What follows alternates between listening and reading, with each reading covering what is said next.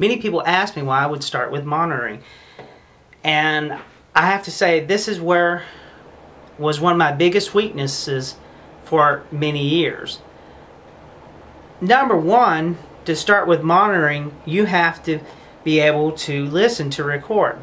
But your ears are what determines what is going to be recorded and how it's going to be recorded.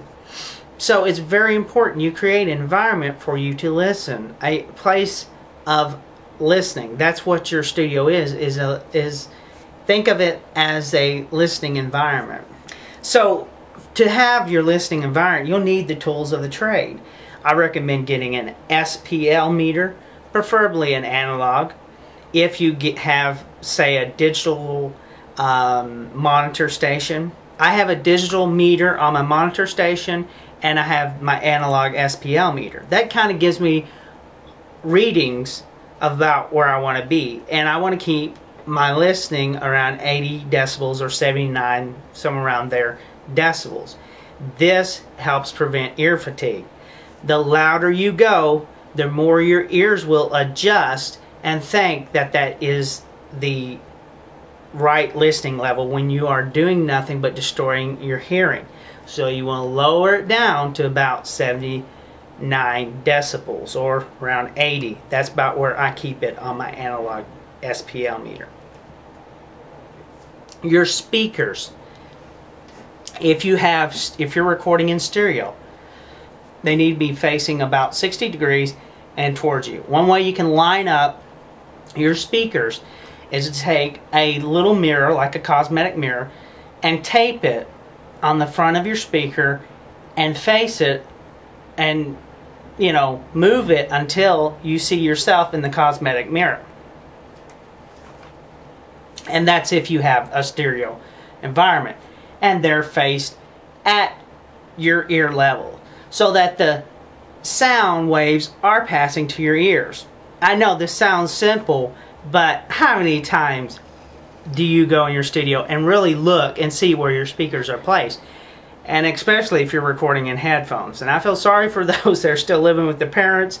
I've been there and I know how it is, but it is really hurting your experience. You might want to find ways of being able to listen and find other places, because I know, or try to explain to your parents, hey, I may be buying you a beach house when you retire with this business, so kind of, give them a motivation to maybe even create your own listening environment in your house.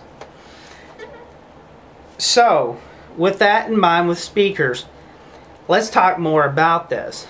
Now, I try to keep around 2 sets of speakers. I think most studios usually do. And what I mean is 2 separation. I don't mean just 2 speakers in general.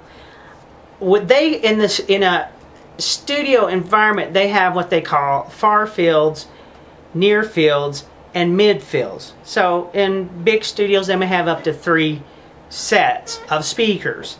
Now, the far fields are to listen to music at a far range. So those speakers are usually placed away a little farther out. That's the reason they're called far field speakers, and they're attached to the wall majority of the time. Then you have what we call the midfield speakers, which come up a little bit further, and they are right in between the booth or the recording booth area and the desk where you're recording.